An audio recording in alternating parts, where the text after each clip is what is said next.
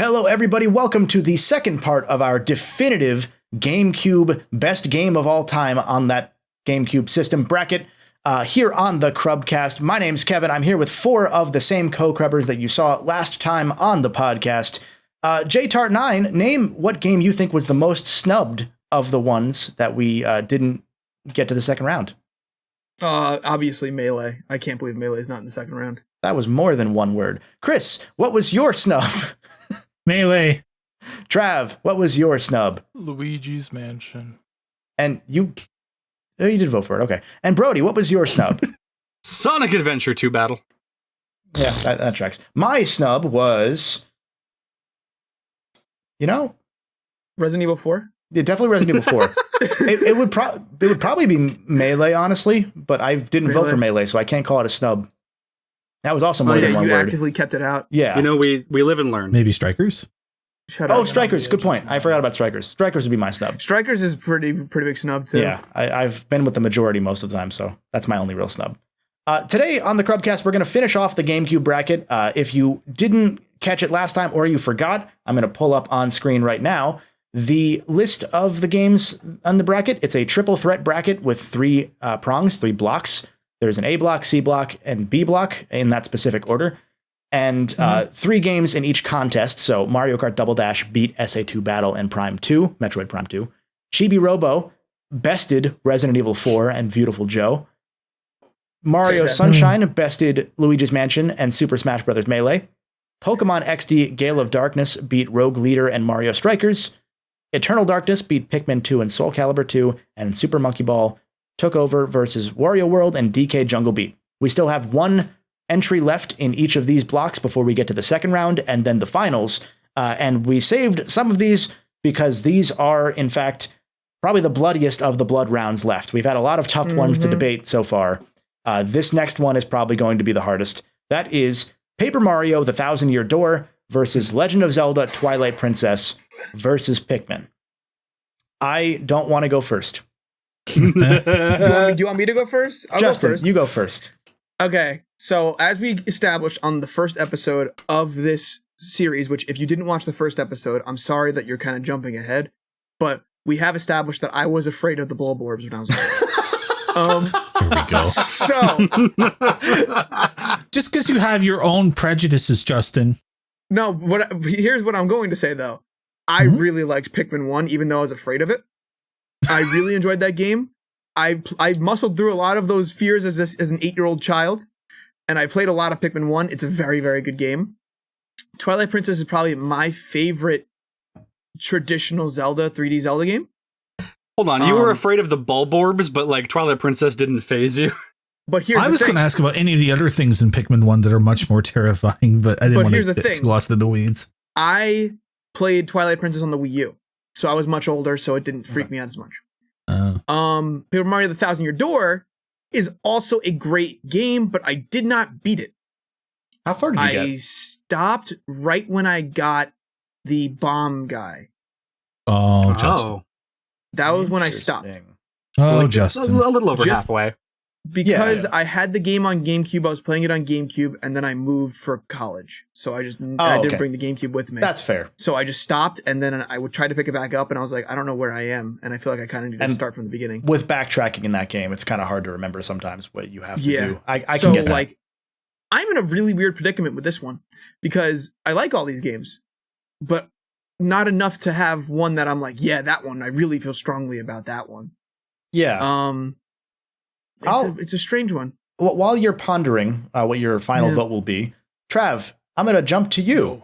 What are your thoughts on Thousand Year Door, Twilight Princess, and Pikmin 1?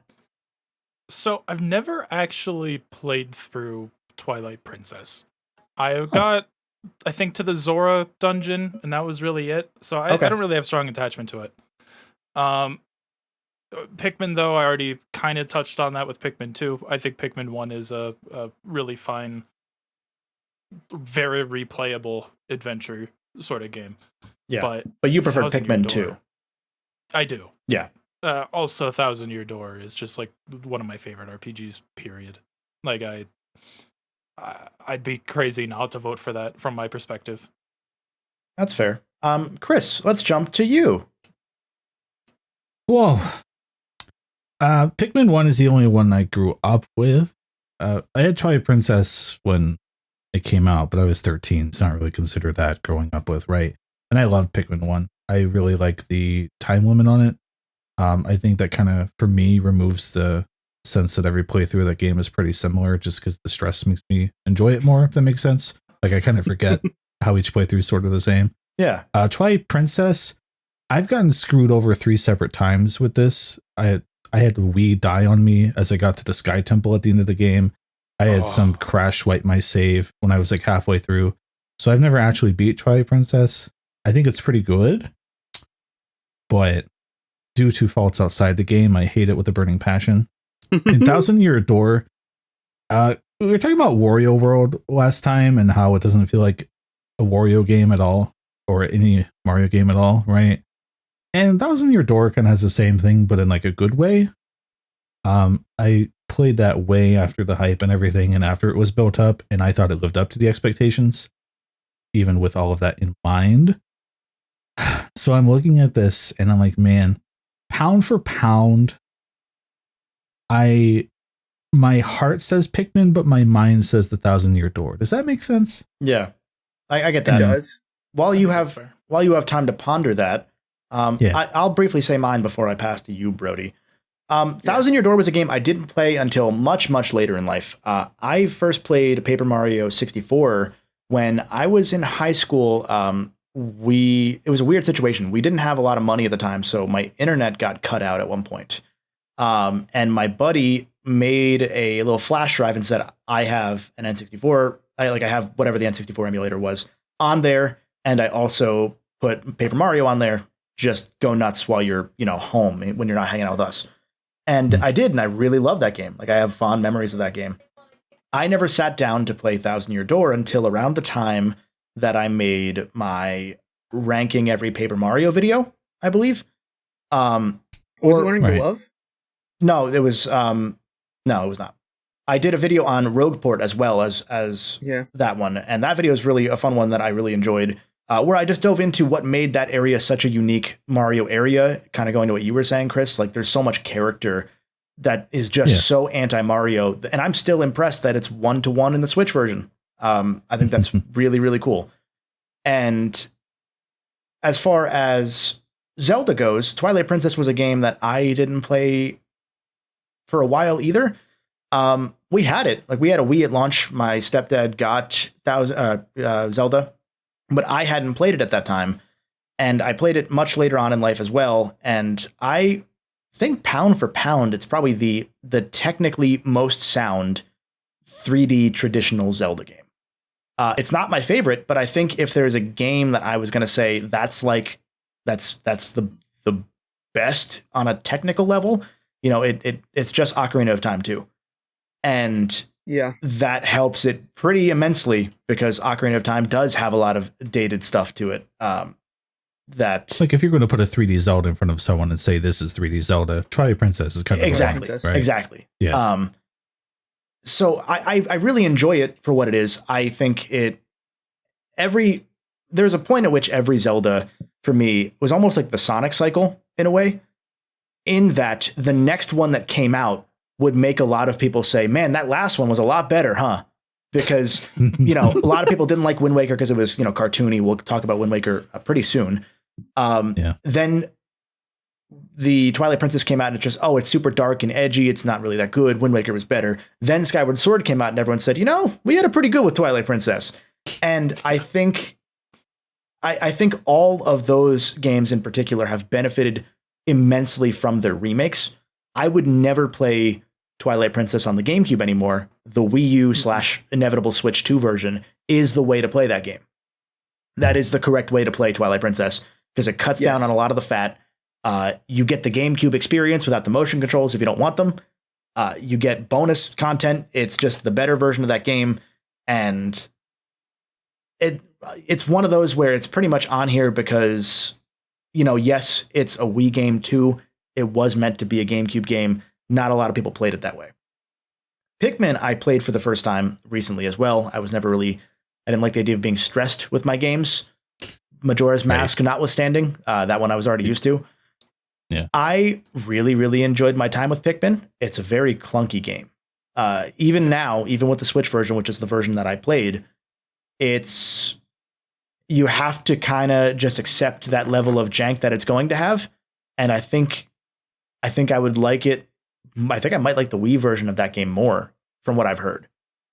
I had completely forgotten about the Wii versions until, applying that Twilight Princess thought into this, right? I was like, oh, right, there's motion pointer Pikmin. Yeah. And everyone says that motion pointer Pikmin is the way to go. Yeah, it's just, it's more precise, because I didn't really like how, I don't like the aiming scheme of Pikmin on the GameCube or the Switch version of the game. There's something about it that I never quite felt satisfied with where I was aiming. I've played Pikmin 3 on Wii U. That was my first Pikmin. I didn't get very far. That's why I never went back until recently to 1. But aiming in that felt so much more intuitive, polished, and going to this, even in the polished state of the remaster, it's tough. I also don't know which of these I would end up voting for. So I'm going to pass to you, Brody, while we all think about our lives. Yeah. Or you just take the decision out of our hands. Well, so with regards to Pikmin, I said this on the last one, but I'll say it again here for anyone that didn't hear it. Pikmin was a game that I played at McDonald's.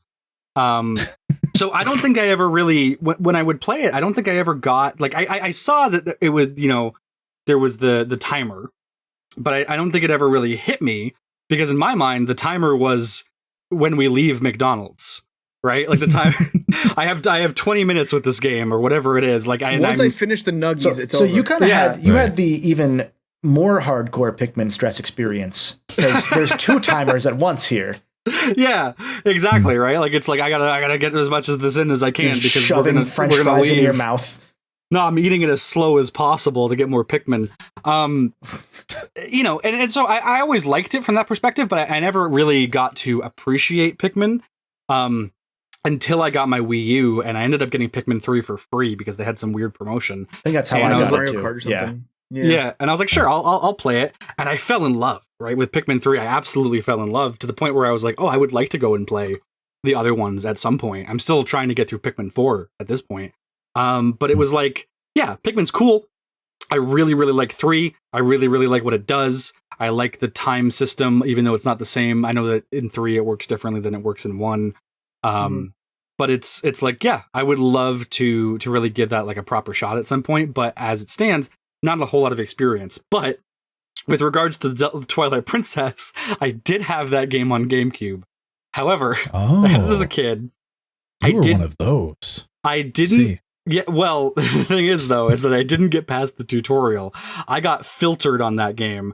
What did I get? I got filtered by the fishing minigame. That dude. I had the same experience. I had to go to lunch. I had the same experience. Yeah, no, a lot of people I had to go to lunch school the next day. Have someone tell me how to get past the fishing part. I couldn't do it. I've had friends for years say, I will come over to your house and beat the fishing minigame for you. Please play Twilight Princess. And I was like, no, I don't really want to. I'm gonna bounce in real quick, because you reminded me of a core memory that I've unlocked. My stepdad played Twilight Princess for the fishing at a point. I also played Twilight Princess for the fishing. I believe that. I'm your stepdad. Yeah. So my stepdad was like an actual gamer back when that was a not a good thing. Like he was the reason that I had an N64 at launch. I have a launch PS2. I have the N64 as well. From launch, both of them were his. Like he had a Sega Genesis at one point. Apparently, the first game I ever played was a Sega Genesis copy of Sonic 1 when I was in diapers. I don't remember that, but it's there.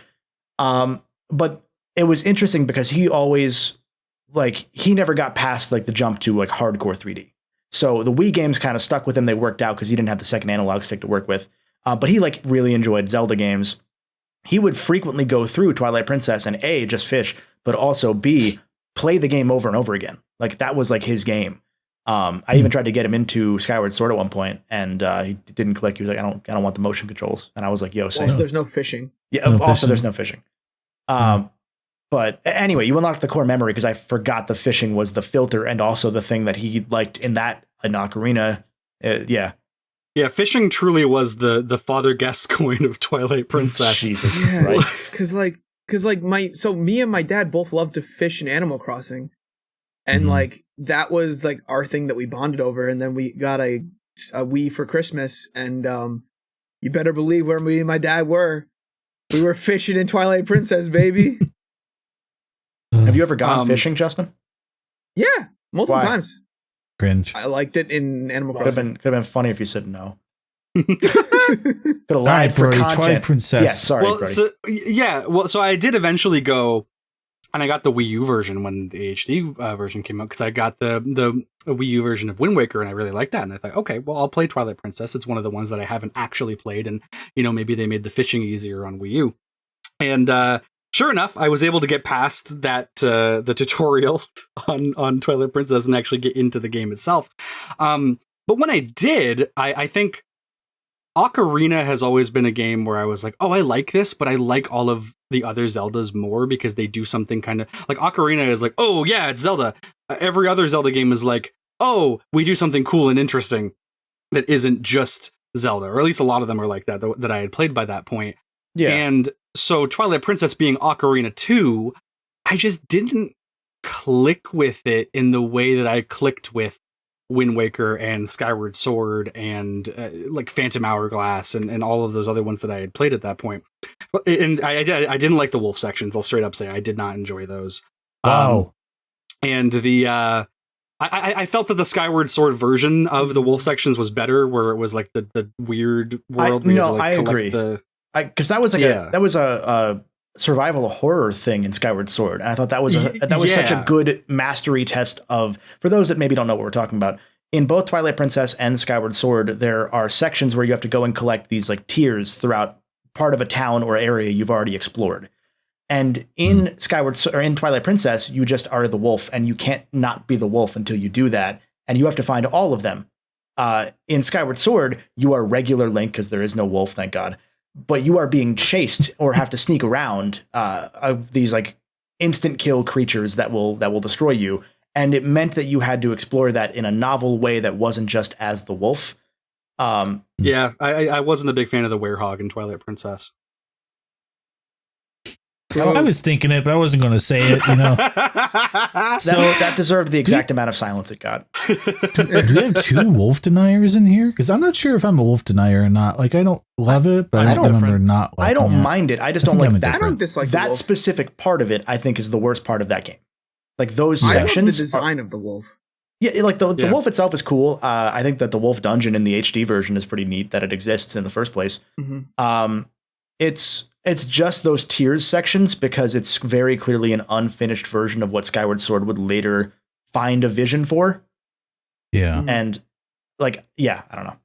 Because we're really not having fun in Twilight Princess. Like, it's those towns. Yeah. And so, I ended up not getting nearly as far in Twilight Princess that I did in Wind Waker HD. And so I just kind of fell off of it after like the first dungeon or something like that. I think I might have got to the bridge or something. I don't really remember. But that brings me to Thousand Year Door, which, I talk some of these games on this list so far. I've talked about being very formative for me, and Thousand Year Door, maybe more than any of the others, even Sunshine and Sonic Adventure 2, because Thousand Year Door is the reason why I love like tournament arcs in shows, and the reason why I love like trains in shows and video games and like murder mystery stuff. Like, it was my first exposure to a lot of that, where it's like, oh, here's the tournament, but it's not, there's a tournament, but then there's something shady going on behind the scenes, or here's the train mystery, right? Like, it was, and I know that's like Agatha Christie, like classic idea, but it was my exposure to it. Yeah. And being the sort of un-Mario thing, like I love a game where Bowser isn't the villain. I love a game where, he's around and he's funny and he's doing whatever. And it's also one of the only turn-based RPGs that I like, and that is a large part because of like the action commands. I also love like the Mario and Luigi series because of that too, right? But and Sonic Chronicles, and I just love like being able to engage. I've come around, like there's some turn-based RPGs now that I like, but it started with Thousand Year Door being like, this is cool. This is so weird. Why? Like, there's a noose, in Rogueport, and it's just so like unexpected for what you would think of when you think of a Mario game. And then going back and eventually playing 64 and then Super Paper Mario and all of that, like I fell in love with it. And I am definitely a thousand, like an annoying Thousand Year Door truther, right? Where I'm like, it's the best one and all of them should be like it, because it's true. And yeah, I love the partners in that game. I think the characterization's amazing. I've never beaten it. I've replayed it so many times, and I always stop sometime around the final dungeon, like literally going into the Thousand Year Door. And I think because as a kid, I got filtered by the there's a room that does like a Scooby-Doo door puzzle where you go in one door and you come out like same on the same screen. I could never figure that out as a kid, and then as an adult, I think all of my playthroughs get to that point, and then I'm like, well, this is the end. This is there's nothing past this. So you're not voting for it because you haven't beaten it. No, I am voting for it. I'm 100% voting for Thousand Year Door. I don't think your vote counts. So the way that I'm looking at this one is that, although, by the way, shout out to my dog for being the wolf section of this podcast. I'll start body crying. horror. Yeah, it's okay, Barley. While I put my dog down, I think it's the way that I look at this bracket is this section of this bracket is that Thousand Year Door is a game I would now play on Switch. The other two I would never play on GameCube at this point, because I think I'd prefer Pikmin on the Wii. I've played it on the Switch, which is just the same game as GameCube. So, point to it. I would only ever play the HD version of Twilight Princess nowadays. That doesn't mean that they weren't great GameCube games, but Thousand Year Door screams GameCube to me. And there's a reason Even there if was it's not such on GameCube, it's a GameCube game. Yeah, there was such there's a reason there was such an outcry for Paper Mario to stick with the way that game was, and that people were so resistant to any of the changes to the formula that came after that. Whether it was Super Paper Mario, which a lot of people did not like, even though it was also... People have come around on that one. Yeah, people have come around, and a lot of people have also just grown up and been able to start talking about it, because that game came out later. It was a Wii game. It had a lot larger of an audience that didn't get online to talk about games until later in life. And like, I like Origami King. I think Origami King's really cool. I liked Color Splash until Origami King came out, because I thought it's not what I want out of the series, but I enjoy them trying something new. Yeah, and I really like the way that Origami King kind of channeled that Thousand Year Door weirdness within a certain context. Yes, and I think that I'm glad that happened, because it led to Thousand Year Door getting the remaster, and I think I'm most happy about that of any of the games in this bracket here getting that remaster, because I think more people need to appreciate it. I think, just to be clear, maybe it's here nor there. Like, that remaster was mostly a graphical update, right? Maybe some small changes, but not like any big addition. A couple small dialogue changes. Yeah, the big change. Graphical. The big change was that they translated things properly. Yeah, and a new not like a feature. Yeah. No, nothing like the other two versions have, with like motion control or like a new dungeon. And no. And there was a new soundtrack, but it literally has a badge in the game that you can equip for free that gives you the old soundtrack. Yeah. Okay. I just want to make sure. Yeah. Yeah. No, that was maybe the most faithful thing that Nintendo has done as far as remasters go that I can think of at the current moment. I think you're right. And I think that speaks to that game. That speaks to that game also. Like, A, they knew the fan base would send them death threats if they did change anything. And B, that game didn't need to be changed. That is... Why don't they catcall Goombella anymore in the sewers? 0 out of 10. That was one of the best kids RPGs of all time. And I think the more I think about that game, the more I think of things I enjoyed about it. Even with, I will say, the backtracking in the Switch version is supposedly improved as well. So that's another. Yeah, they do. They only fixed things, which, to be fair, in Twilight Princess, they only fixed things there too. But yeah. I think my vote's for Thousand Year Door. Everyone votes for Thousand Year Door, right? Yeah. Chris is Yeah, looking. I mean, the highs of Twilight Princess, I think, are really high, right? Yeah, like yeah. everyone points to the snow temple with the Yetis because it's just that the good, chateau, right? the snow chateau with the Yetis is the best Zelda dungeon. Like not to discount anything about Twilight Princess, because I think that game is also one of the coolest Zeldas in that you start seeing them do some more cinematic. Like there's like the riding horseback mission where you're like running from a bunch of goons. There's stuff like that pops into my mind when I think about the game, even as hazy as my memory currently is of it. I really appreciate that we saw Zelda start taking that leap there after so long of not.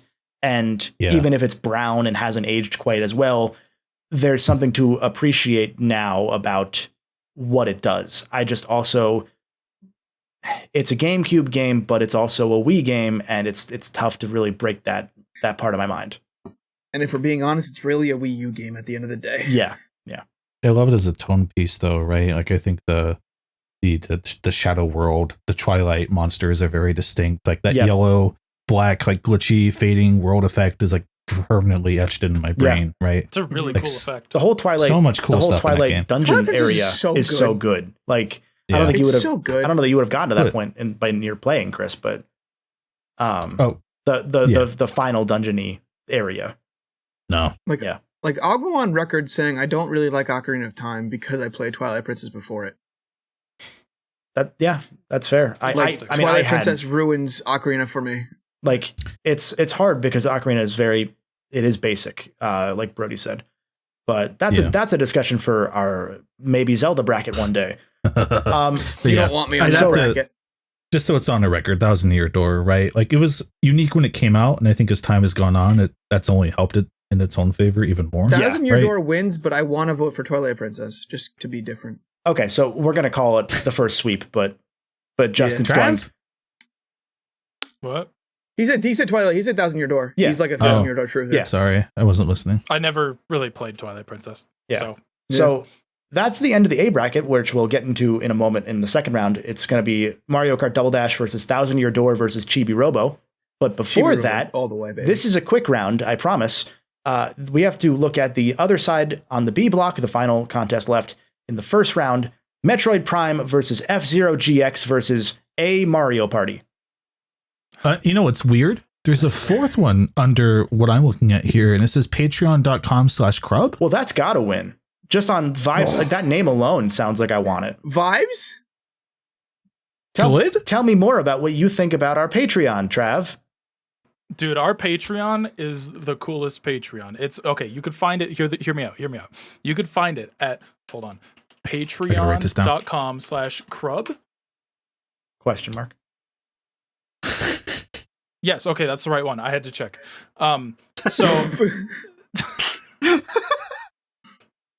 So the coolest thing about patreon.com/crub is that you can get some of our stuff. If that's not a sales pitch, if that's not a sales pitch for you, I don't know what is. Check out the Patreon. Help support us. You can get a bunch of early content, a bunch of bonus content, the entirety of our podcast, Amon Podcast, and a bunch of other content as well. Just Justin, Chris, and I still do put the pre-show up for the patrons. Yeah. Okay. Every stream is archived. Every patron pre-show up. Yeah. Every stream we've ever done is archived. If you don't like Patreon, you can also support us via hitting the join button on YouTube. Get exclusive member-only versions of videos as well as all of what's on the Patreon feed in the video realm. And even if you're on Twitch and you subscribe on Twitch, you get access in our little Discord to the supporter room where you can get that content too. So yes, there's like a bunch of people on there watching like every episode of Pokemon. Are you telling me you don't want that? Yeah, come on. You get to hear us do our impressions. What are the other things we're doing? We're Kevin and I played Overcooked once. That was really cool. Yeah. We need to play more. Yeah. So for some things that went up this month, we played Mario Party Superstar Spaceland together as a family. Sean and I did a tier list on which Sonic the Hedgehog characters would be most likely to be elected mayor of West Virginia. I made the right choice. No spoilers, but I'm right. I need to watch that. Hold on. Wait, actually. Yeah, I really just want to say who won because it's hilarious, but I can't spoil it. It's got to be Burger Man. It's Burger Man. And if you're joining before the end of November, make sure that you've joined before the end of November because in December, Kevin and I are going to be filming a bit together where we decorate a Christmas tree. There's no dialogue, no talking. It's just the sound of us decorating a Christmas tree. And then that'll absolutely not only be You going can't- up for our. You can't promise that and have us not have done that. But now we absolutely not But happening. I want to do that now, just to silently decorate a Christmas tree. I loved watching it. It we was can very do that at entertaining. Coachella. That's true. We All can right, get a so Christmas tree it'll for actually be Coachella. the February Yeah. special. It'll be our Christmas special in February. Yeah. So check out the Patreon. Go to crub.org/join to join the Discord. You can support us in a bunch of ways that genuinely help us create much more awesome and terrible content for you. And you get access to the Patreon/Crubscriber question of the week Google form where you can ask us questions that we answer at the end of most podcasts. Not this one, though. Take that, You were too Metroid slow for Prime. this one. Patreon wins. So the next round. the next bracket here is Metroid Oh. Prime versus F-Zero GX versus a Mario Party. I don't like this bracket. Yeah, so Mario Party wins, right? are you people picking a Mario Party now, or is it the collective It is. Pick your favorite. essence? Yeah, it is the essence of GameCube Mario Party. Oh, I mean, honestly, interesting. I think And that- GameCube Mario Party, and like with hindsight, is kind of mid. What? I- No, I've GameCube not- Mario. I- GameCube Mario Party is the best Mario Party has ever been. Yeah. I have never cared much for is the GameCube peak. Mario Party. I think 7 was good, and that's really it. I Seven think is four like is great. of the greats. 7 is the worst of the best. yeah, I'm okay with that. Metroid Prime wins. Yeah, Prime. I don't know how Prime doesn't come out of this. Like F-Zero GX, don't get me wrong, it's awesome. I love that you can create your own vehicle and like draw on it like it's a Mario. No, sorry, Call of Duty badge. You're thinking of Gran I think that Turismo, was Trev. cool. No, that was in F-Zero Grand GX. It's funnier if it was You could draw a logo. What'd you draw? But anyway, point is, From the developers of Super Monkey Ball 2? one of the endings in that is Captain Wait, hold Falcon on. I rips heard his the pants. peak. The guys who made F-Zero GX later made Yakuza. Right. So, like, how could we not move this forward, That's actually? true. I don't. Yeah. I like F-Zero GX's gameplay. I don't like anything else about that game. Like, graphically, it's good. I like the graphics. I like the music. Like presentation The wise, it's story's good. really funny. The story is really, the story's really funny, but you have to grind to unlock missions in it. And Yeah. I like, yes, you would get that just by playing the game, but you also don't get points for losing. And it's not the easiest game because it's F-Zero. So you have to like get good to start playing the story, which should be the tutorial to the rest of the game. Yeah, it's very backwards. It's the most RGG Studio way of doing an arcade game I've ever seen in my life, and that says a lot coming from them. Yeah. But I do enjoy it. I enjoyed it more this time than I did when I played it as a kid because now I kind of understand the mechanics a little better, you know? Yeah. But Mhm. it's Metroid Prime. Prime is one of the best games of all time. It just is. There's nothing else we need to say currently about it. It doesn't matter when you played that game. That is one of the best games you'll ever play. Yeah, I've heard it's pretty good. Yeah, I keep struggling to start it on Switch. Well, I mean, with your taste in games, that makes sense. No, the thing is I think I would really like Metroid Prime. You're like, it's just- I keep going to load up Hollow Knight instead. Huh. Man, Oop, I the slipped thing and is- pressed the Hollow Knight button. No, but the thing is, right, is I love Metroidvania games, and when they're actually in 3D, it's like, oh my god, I love them even more. Because I just prefer 3D environments, exploring them to 2D ones. Yeah. So I know that I would like Metroid Prime if I really like sat down and played it. And I know that the Switch version having the updated shooter controls and everything is going to make that a lot easier to get into. And so I'm very excited to actually play it when I play it. But just for whatever reason, I've sat down a couple times, booted it up, and go, I'm not like super in the mood for an FPS. That's how right now. that's how I am with every Metroidvania. Full stop. Is that first hour where I'm like, well, now I'm weak, and I struggle to start Metroidvanias because I know that it will get good and I will get addicted to it and I will love it. Yep. But that inertia is very hard, and that's why it's such a niche genre, even as it grows. One thing I do want to say, because I did forget to do this, in the prior episode of the podcast, you probably remember that we also listed the Metacritic rankings of each of these games. yes. yes. I didn't do the prior round. I'm going to do that now before I forget. Pikmin was the 28th best GameCube game of all time, according to Metacritic. Of course, I want to say again, Metacritic is not the be-all, end-all. There are a lot of scores that are missing. This is more an insight into the contemporary scores of these games in those eras, because a lot of games, for example, in the last episode, Soul Calibur, one of the top 5 games on the system in terms of review scores, in terms of ranking, in terms of reverence, you wouldn't know that now if you weren't there. And so I think that that's valuable to share that sort of info. Twilight Princess. We were talking about Melee and Smash U being like the college games, right? But like for people older than us, Soul Calibur 2 was the dorm room game for sure. It was 100%. Twilight Princess was the number 3 GameCube game of all time. And Thousand Year Door. That high? And Thousand Year Door was number 47. Wow. I wonder how much of that was GameCube review ratings or just the Wii reviews posted over. So I mean? Those would have been, I specifically looked at the GameCube version. There might have been reviews that people then also cross-posted back like in their magazines to both systems that would count. Sort of like when Xbox One games have a slightly higher rating than the Wii versions. But also, like, it's a Zelda game. And in this era, Zelda games didn't get less than a 95. So. Yeah, because I think even Nintendo Power focused on the Wii version and was like, and there's also a GameCube version that's good too. Yeah. Okay.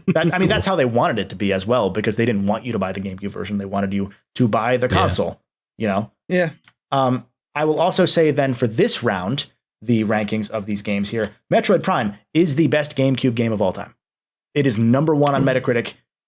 That is it. Mario Party. There you go. Take your pick. I didn't go and look for all 4 of them, but they're probably in the middle somewhere, maybe like the hundreds. Yeah, I'd imagine there'd be like between 50 and 150 somewhere. And so let me clear the record real quick before someone doxes me. F-Zero GX Mario Party is 30. Okay. It's just I That's think high. 7's the best, and I think the newer ones are better.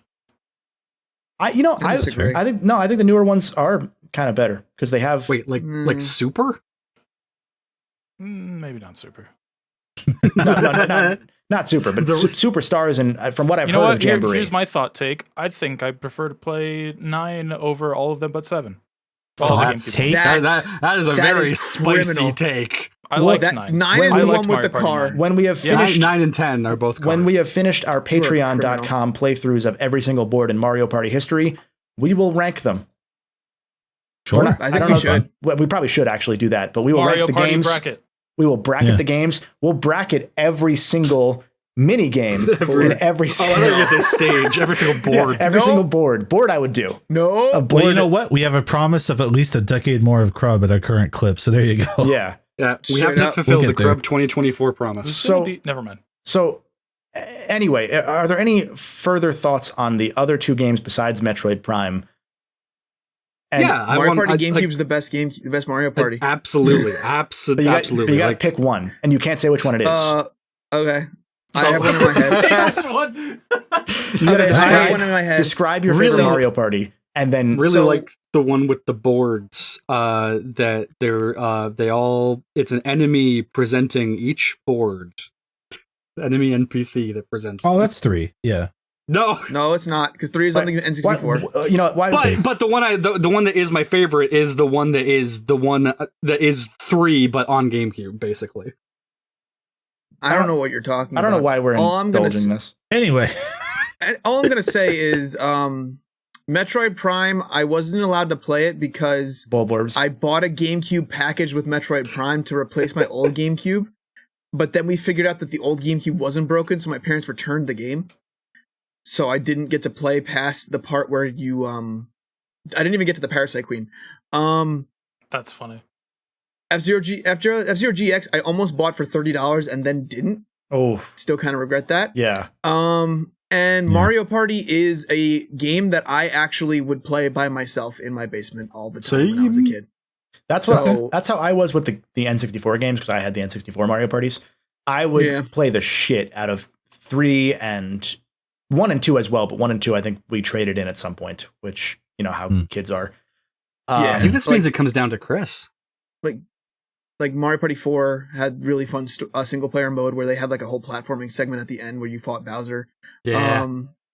Mario Party 5, Mario Party 6 had some cool stuff. I think that's Mario Party 6 where they introduced the microphone. But they had the day-night mechanic. Yeah, and then Mario Party 7 was like chaos incarnate. Mario Party 7 was when they started experimenting with like the boards and being like, okay, each board has its own gimmick, so only the first board's like a traditional one. What game? One of them's like Fortune Street. What game are you voting for, Right. Justin? Mario Party. Chris? And I'm voting for Mario Party. So yeah, it's down to Chris. I think Chris. Metroid lost this election. Well, so I know Chris's backstory. I'm with- baffled. I thought we decided Metroid Prime is a family. So It's up to me. I mean, I know your backstory with Mario Party. Do you want to talk about? You didn't play it. Yeah. I don't even remember which one we played as a group. It might have been 5. We played 4. Oh. Yeah, so I didn't play Metroid Prime, but I feel like I would literally be hunted down and killed if I didn't vote for it. So vote for Metroid Prime. That's Collusion. That's Because it's like Service. I didn't have the Mario parties, and GX is the most like I wish I liked this game on this list, but it just I don't do Yeah. hard games very well. You know what I mean? Everything about Yeah. it I should love. Mhm. It's from the Yakuza Monkey Ball people. Yep. It's a Sega game. Like it should work. And in the same vein, I should also like it at this point. And it's just Yeah. the backwards ass way in which it is designed, even for F-Zero standards, is impressive. If I Yeah. played a copy of F-Zero GX where everything was already unlocked so I could just play the story, I feel like I'd love that. Which honestly, I probably should just get a save file and do that. Yeah. I think honestly. Yeah. Now that you mention it. So what I'm hearing is we should have put Sonic Riders there. I What we Sonic should have done is Riders, put that's a video Kirby game. Air I Ride. will actually kill you. Like, Right. Yeah. Having me be the timebreaker is probably terrible on that, but I mean I couldn't in good conscience vote for the other two based on how good Prime is supposed I like to be. voting for Mario Party to win off of one board that you don't remember playing. Right. Like I rented 4 from my local place. Like I remember the mech battle stuff and I was like, wow, this is cool. Well, that was 5. It wasn't. Oh, Don't do this. to Chris Metroid right Prime won, so the B side of this bracket, the B block, will end up being, once we get to it, round 2 of Mario Sunshine versus Metroid Prime versus Pokemon XD Gale of Darkness. I'm going to be the one out of that one. I'm And sorry. then on C block, we have our final round of blood in the first round. We have Oh. Animal Crossing versus Zelda Wind Waker versus Fire Emblem Path of Radiance. Justin, Trying to run away. yeah. Be our one Fire Emblem speaker. Justin, please. Don't make me do this. Justin, I'm gonna say something for you. Oh, yeah. I'm voting for Fire Emblem. Why? I don't. Let me finish this thought. I thought he was gonna say I don't okay, know. Let me finish flat this out, thought. Flat out, can I just say no to Wind Waker because Wind Waker's ass. Let on me GameCube? finish this thought. Excuse me? I don't like Wind Waker. I adore Wind Waker HD. Yep. Exactly. That's the thing about it. Yeah. I've tried Wind Waker 1,000 times. I just there's the Swift Sail alone and improving the end game once you get to it by making the Triforce hunt not nearly as tedious and fillery was enough to make me fall in love with that game on its terms, rather than having to essentially pause the game and change the wind every time you wanted to turn a different direction. Those were its terms. They were terrible terms, but Yeah, I mean, those were its terms. you're not wrong, but even when they're like, "Oh yeah, our terms Yeah. sucked ass," and by that You're measure, absolutely right, but what the and hell? and by that measure, I'm with I you. would not vote for Wind Waker as the best GameCube game. I That's where I feel never about it. played Animal Crossing on the GameCube, and I'm not going to spiritually vote for That's it fair. based on what I like about the Switch game, which is that it caused Yeah. COVID. I have only most Yep. recently played. Tell me I'm wrong. I have only most can't. recently. Many people are saying. I hope this gets the COVID-19 disclaimer under the video. That's still a thing, right? I only recently played Spreading Fire Emblem misinformation. Path of Radiance for Golden Bolt projects that I've been working on relating to the GameCube, and I'm not a Fire Emblem guy. The first Fire Emblem I properly played for more than a chapter was Tokyo Mirage Session Sharp Effie. The second one was Fire Emblem Three Houses. And then from there, I've played bits and pieces. Like I played one of the Game Boy ones, not the Roy's dad one, the other one. Is it the one with Roy? No, the one with the He two. played Sacred Stones. Yeah, Sacred Stones, the twins. Yeah, the twins. I played that one after this one actually, because Path of Radiance, it's not a stellar game in terms of mission design, in terms of having super in-depth SRPG gameplay, which I'm okay with because I don't care for SRPGs in a broad sense. I really strategy. I'm like, what does the S stand for? Soup RPG. I really enjoyed, in the same vein that what made me love Three Houses, the world building and the lore that they put into that game, Path of Radiance in particular, to the point that I want to play Radiant Dawn. Especially like because Path of Radiance doesn't answer a lot of questions that they're not super important questions, but they're cliffhung for the next game, Radiant Dawn. Yeah, and which is a bold move because there was no guarantee that was happening. But also, Radiant Dawn sold like ass. yeah. I mean, Path of Radiance also sold like ass. It's a GameCube Fire Emblem game. They both almost killed the series, in combination. When I look at these three, it's just I can't vote for Animal Crossing because no, I won't vote for Wind Waker because of what I said, and I really, really enjoy Fire Emblem, and I think it's one of the best Fire Emblem games of the ones I've played. And to be fair, since this one, it's been multiple others. Like I also played part of one when the Switch release came. I've played most of Genealogy of the Holy War because of this game, because I like the lore games. And Genealogy is a very good lore game too. And this is one of those games that it's important in both the history of the series and in the GameCube library, because it's a decidedly GameCube thing to release a series that never did well outside of Japan, because it never came out outside of Japan on console. And hope. It's a very GameCube thing to just throw shit at the wall. So Justin, now I will pass it to you so you can back me up. You vote for Animal Crossing after this, I'm going to kill myself. Fire Emblem is my favorite series of all time. Like I love the lore building. I love a lot of the games. There's like I started on Awakening and then just played all of them at that point. Can't you just sense in your gut that there's a butt coming? I'm about to get my gun.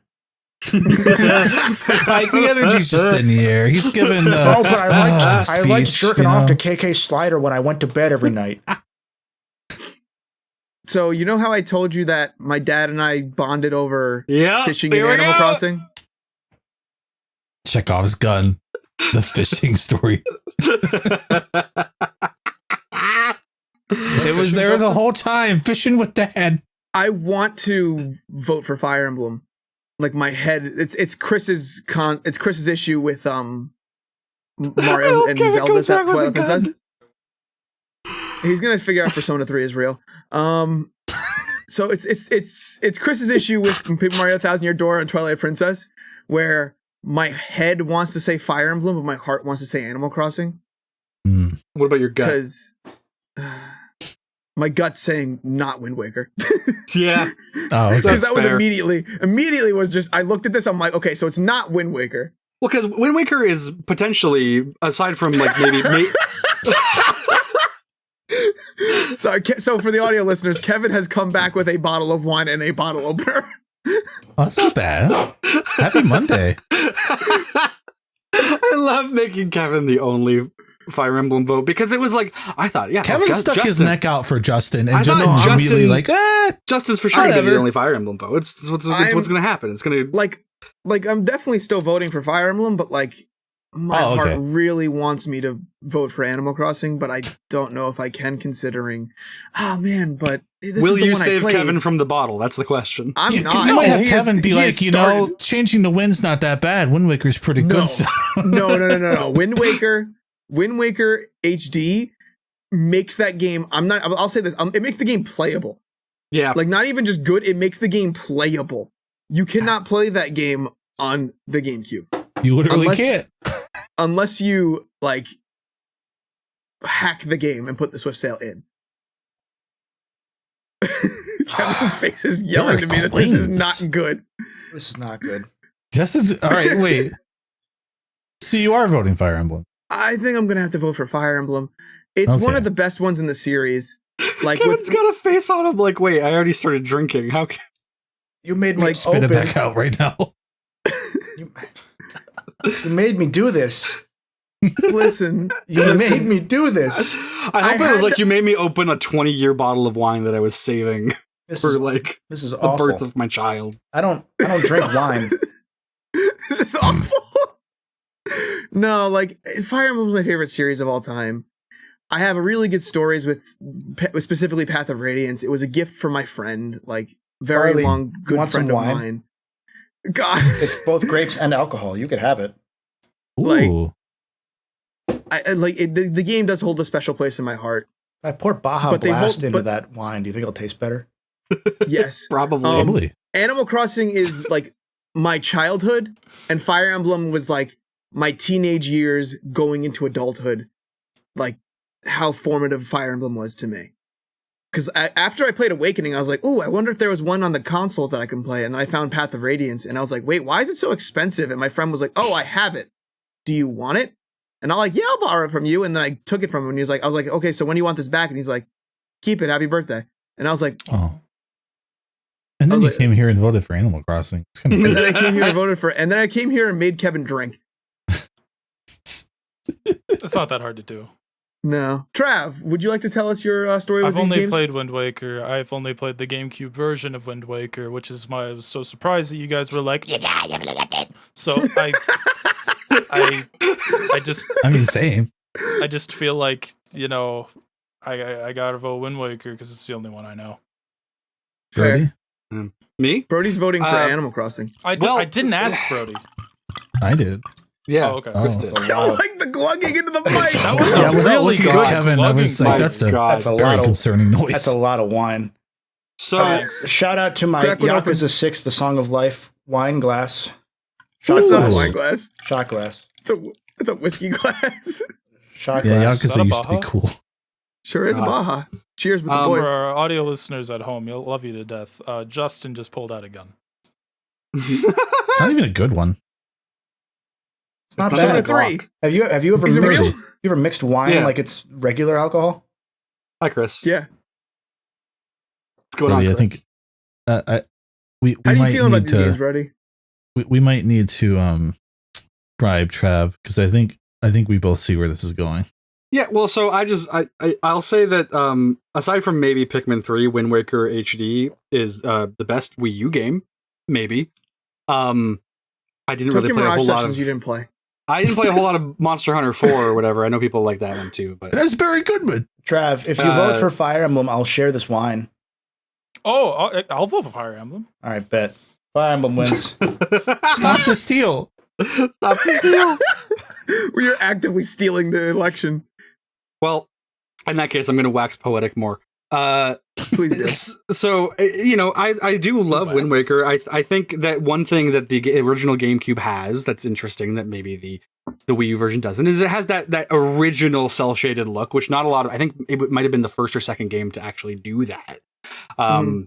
And then, you know, it's you know, a dime a dozen now, right? A lot of indie games do it because it's so easy to do. But at the time, it was like, oh wow, that's really cool. And Wind Waker HD adds a lot of like shading to it that makes it look a little different.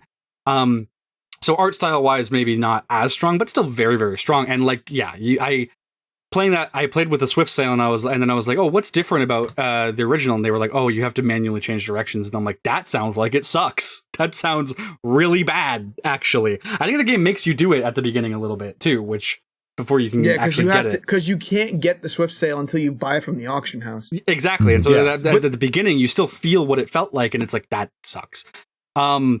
I never ended up beating it because I did get to the Triforce Hunt, and hearing that it's worse on GameCube is insane. Because I got to the Triforce Hunt and got the same feeling that I got when I got to the end of Assassin's Creed 2, and it wanted to make me get all like the collectibles. Oh, And I was just like- stupid things. Yeah. Yeah, I was like, oh, I'm not doing that. Like with Assassin's Creed 2, I said I'm not doing that, and I Googled the final cutscene, and then went and started to play Brotherhood, and then went, I'm actually done with Assassin's Creed for a little bit.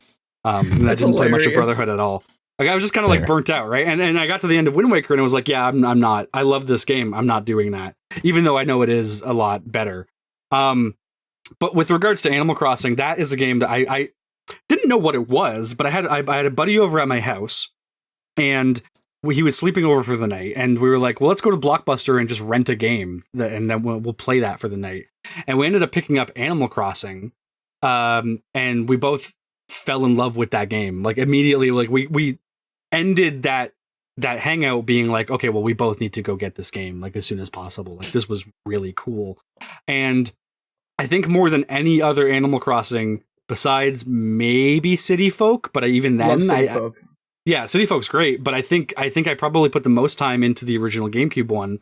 And it does have something that like modern Animal Crossing doesn't, with the attitude, right? The villagers would kind of be like dicks to you if, for whatever reason, if you did things that they didn't like if you chose, or if they just wanted to, you'd pop in one day and they'd be like, "Yeah, I just painted your roof green." That's how life is. That's why homeowners associations exist. Exactly, and there's been something without lost an where it's like original Animal Crossing back then was like a life sim, and now it's sort of like a diorama maker, like a Sims kind of game where it's like, you know, it's Barbie dollhouse now, and that's fine for the people that like it. I like it too. It's like it's the right direction for it, debatably, but yeah, it lost some of that along the way. It's my Sims, Brody. Exactly, right? It's not your Sims. The original, I got so much out of it. When I did eventually get my copy of it, I was surprised to see that it came with its own memory card. Just because you needed a specific memory card for that neighborhood, so that way you could have. Yeah, well, and it took like a lot of space. It took like 17 blocks of space or something, which was pretty big, I think, for the time. So I actually ended up having not the island because it was a town, but I had the town that me and my buddy started when he was hanging out, and I had my town on that memory card, which was cool because then it was like, oh, I can actually do the visiting town thing, but I don't need a friend that plays the game to do it. So I could like do it between the two towns I had going. The second town, for whatever reason, the town I got that I actually put on the memory card itself, I named it Kaka. Don't know why. Cool. Okay. That's in the time that you've been talking about Animal Crossing, I've gotten halfway down that bottle of wine. That's good. I think at this point it's clear that my vote is going to Animal Crossing. I thought it was going to be clear that you're going to Fire Emblem. That'd be really funny. I wish, Justin, that I had thought to get real alcohol, because I don't like wine. But now I'm already committed to this bit, so there's just a bottle of wine that by the end of this podcast won't be here anymore. It'll be gone. Efficient. Yeah. Chris, can you tell me more about Animal Crossing? I was ready to come in here swinging for Wind Waker, I'm not going to lie. But really, Animal Crossing is my favorite GameCube game. It is easily the game I played the most as a kid. It's the one I still want to go back to the most nowadays. Partially for the reasons Brody mentioned, just because the villagers are so unique. They bite a little, right? Like, I don't know. It felt like they always had something weird to say, and it was kind of endearing. I had a neighbor here growing up, and he wasn't always around. You know, there weren't a lot of kids here. So Animal Crossing was kind of my social life, if you will. So that kind of helped its favor for me, too. Because it's like, oh, here's a town of people that have to be my friend. This is great. You know, I got Alfonso and Bob the cat, and everything's great and dandy. Hugh was my boy in that one. The blue pig. Hugh can dive off a cliff. I love it. Anyway, that's fine. I was a Cookie the dog guy. That she was always in my town for some reason. Yeah, but you voted Fire Emblem, so I don't care. Coco too. I love Coco. But yeah, I had the guy, and I just loved looking at all the furniture and call me Isabel everything. The way I'm drinking. Froggy chair. I was drunk a lot as a kid too, so I have a lot of really good memories of Animal Crossing. And so yeah, it's interesting for me because Wind Waker I was sold to by that neighbor that wasn't around much. He's like, hey, it's kind of like Animal Crossing in that you can go to this island and decorate it. And I was like, well, I gotta play Wind Waker. If it's like Animal Crossing. he just lied to you. He just straight up lied to you. Yeah, I got Windfall Island. It's like, yeah, you could put some flowers around here. And I was like, oh. That's incredible. That's really. And that's the thing is like, I like that guy just lied to you. Bribing Trav to share wine over Fire Emblem aside, I do really like both Wind Waker and the concept of Animal Crossing. It's just that on the GameCube, they're not what I'm not what I want, not what I'm looking for, you know. And I'm sure if I had a GameCube as a kid, I would have enjoyed Animal Crossing, but I didn't.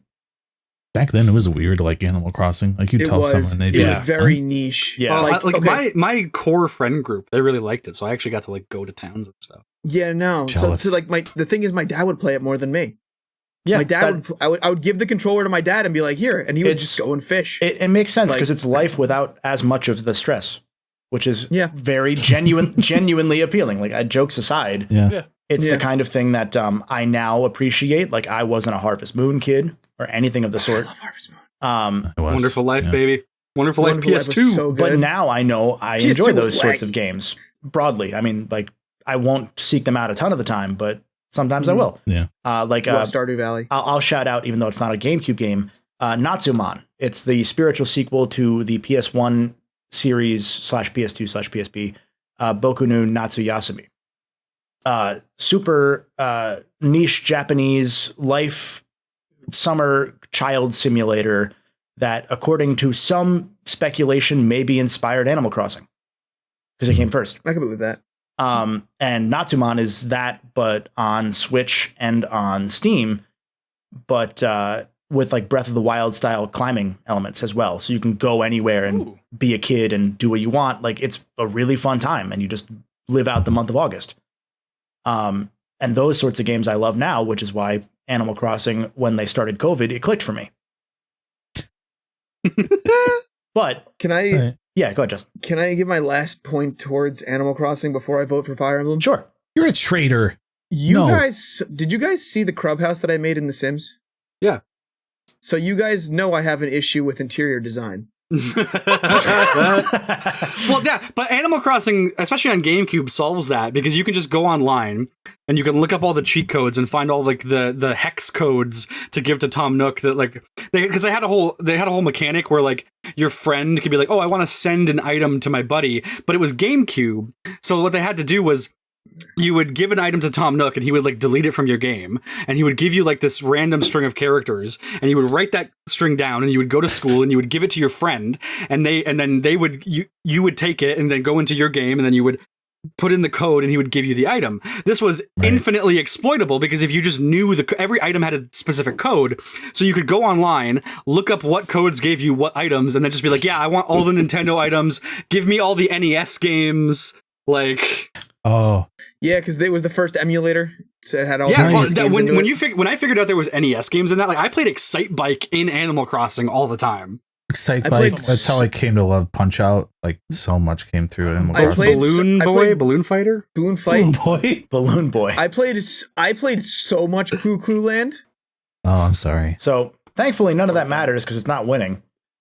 So let's take a look at our So bracket. I have one story about Wind Waker I do want to share. I'm not trying to cut Kevin off intentionally, as comedic as that was to be. I'll be quick about it. All right, so did you guys ever screw with the Tingle Turner? It was the Tingle Tuner, not Turner, the Timmy GBA Turner thing that was only in the. So you'd be able to connect your Game Boy Advance to Wind Waker, and when you're swimming in the ocean on your boat, you could use it to like find treasure and things. And I found so many of those Triforce pieces, and I had no idea why I could not get them. I just didn't understand it. I found them. They're on the map. Turns out the game shows them to you on the Tingle Tuner way before you're supposed to get them, and that made me hate the Triforce Hunt. All right, anyway. Yeah, I mean, that's So exactly the sort yeah. of thing, which is why I would only ever play that game via the HD version. Like, I think that quest is genuinely close to inexcusable. Like straight up, I think that existing at all for the sake of padding out game time is ridiculous. See, I wanted to coming for bat for Wind Waker, but as we talked, I was like, oh wait, I had the strategy guide. So I never even had to deal with the end. Well, even if you had the strategy guide, know. you still had to pay for the scrolls for every single one of the 8 Triforce pieces to then find out where they were. They wouldn't pop until you paid for them, because you had to go to Tingle and his slave brothers and pay him like several thousand rupees, which in the HD version, there's only, I think, 3. I think 5 of the 8 they made into just you get the Triforce pieces. 3 of them, they're cheaper versions of what they were in the original game.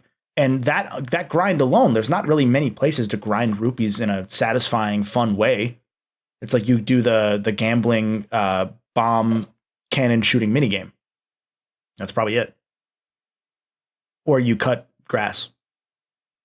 Or you just like find the next plate where you, because I know, remember there was one place where that you could like keep hook shotting up a goblin in the back and they would give you 50 rupees every time you did it. So you just or you had to find something like that and just do that thousands of times. But like finding points like that, it just makes me be like, no, if that's a hit against the game as far as I'm concerned. Yeah, no, exactly. Like straight up, it's like that one's not even satisfying like it would be in like a Zelda, I don't know, like a Link to the Past, where you find a secret thing that makes it easier to buy regular things, not the thing you need for progression. And 8 times. And then you have to go find it. It's just, I love Wind Waker HD. I love that game when it is not even finished, just improved. Because it's still not finished. Yeah. And I think and that's... So yeah, Trev, you're actually voting for Fire Emblem? Yeah, sure. I took the word for it. This is kangaroo court. So as we'll see... Brody, I don't think you know what that means. Brody, you said you didn't feel bad when Melee didn't go through. This is just no, full it's circle, not bad because So SA2 didn't get through. That was tit for tat. We're even. As we'll see. No, we're not. As we'll see. On this bracket Didn't matter. here, Literally doesn't matter. the C block... Well, Trav, I think we should show a screenshot of Animal Crossing and a Fire Emblem to Trav and see which is more exciting to Trav. You know, I mean, I have Animal limited... Crossing is Punch Out. You could sway me, but I have limited time before this wine starts to hit me. I'm level with you. I've had a lot of this wine, and you're not supposed to have a whole bottle of wine in 5 minutes. So it does have Punch Out, Trav. I'm about to have Punch Out. So I'm looking at the bracket on screen now for those in the video realm. You can go to youtube.com/@CrubOfficial to find the video version of this podcast if you want the visual element of the bracket. Chris will also share the bracket in the show notes as well in link form if you want to just click on it if you're in the audio realm and want to stay there. But the A block is Mario Kart Double Dash versus Paper Mario The Thousand Year Door versus Chibi Robo. That is the finals of the A bracket. The finals of the B bracket is Mario Sunshine versus Pokemon XD Gale of Darkness versus Metroid Prime. And the C bracket finals is Eternal Darkness versus Super Monkey Ball 2 versus Fire Emblem. So we're going to jump to the A bracket and get started with the semifinals of this bracket now. Who wants to start by talking about Mario Kart or Paper Mario or Chibi Robo? Yeah, so Chibi Robo is sweeping, I think, this round. Yeah, Chibi Robo. If it has enough battery too, frankly. Yeah, you need to plug it into the wall, but like Chibi Robo does need to charge up. But like I think once he's charged up, he's gonna become super Chibi Robo. The wine's not tasting better as I drink more. Rest in peace, Chibi Robo. Rest in peace. Chibi Robo. God bless you for making it to round 2. Pretty sure the mom in Chibi Robo is an alcoholic. Like I'm pretty sure she drinks a lot. 100%. Because she talks about she talks about her deadbeat husband buying Power Rangers toys, like buying little toys all the time, and he's not even employed anymore. Like, so the plot of Chibi Robo is genuinely interesting. Because it's really, really cool. Under the surface, we didn't talk about it a lot in the first episode, so I think we should now. Because it's not really funny. It's not going further. It's not going further. We should talk about it the most in this round. Well, yeah, because it's not getting any further than this. So Chibi Robo, the story is interesting because you're the little robot, and over the course of the game, you discover by way of talking to the toys in a Toy Story sort of, they come to life environment at night or when humans aren't around. You find out that the mom is very upset at the dad because he doesn't have a job. Bills are piling up. There's a lot of like pieces of subtext over the course of like looking at the environment that tell you that things are not well here. And the daughter is like in this weird, almost catatonic state. Yeah. Because she's just ribbiting like a frog and really, really sad when she's not the frog because it's on her birthday. Her mom is yelling at her dad and she's afraid that she's the cause of her parents splitting up. That is the actual plot of this game. This is actually the plot of Chibi Robo. And while the dad is like, I bought this for my daughter's birthday, and then just plops Chibi Robo on the table. And her mom's like, what the hell? Why are you buying more stuff? The audacity of buying a cleaning robot for your daughter's birthday. It's like buying a vacuum for your wife's birthday. Like a Roomba. Yeah. Yo.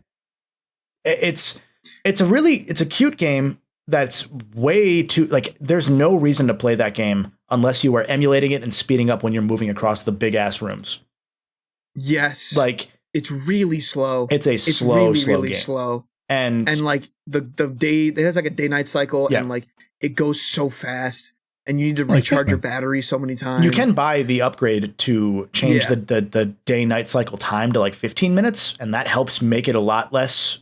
There's not a time limit outside of the day-night cycle itself, Yeah, like it's like event-based things where like some things will only happen during the day. Yeah, but it's not Pikmin where there's only 30 days before your house explodes.